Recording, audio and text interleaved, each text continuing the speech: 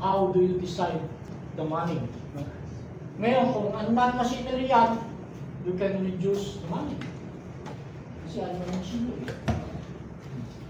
So yun ang mga stipulation. But it is still up to the owner to do the risk assessment on his operation. Baka naman, kasi kaya nga tawag dyan, minimum safe money, minimum lang yan according dun sa convention.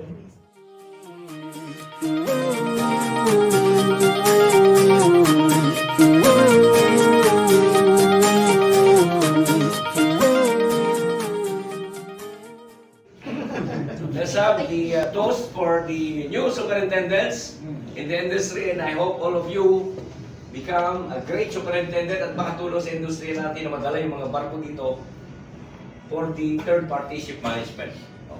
At well, of course, maging number 1 tayong superintendent dito sa buong daigdig.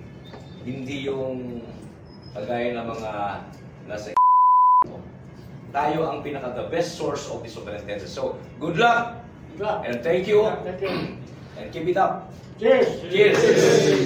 Bye! Bye! Tagalog na guys.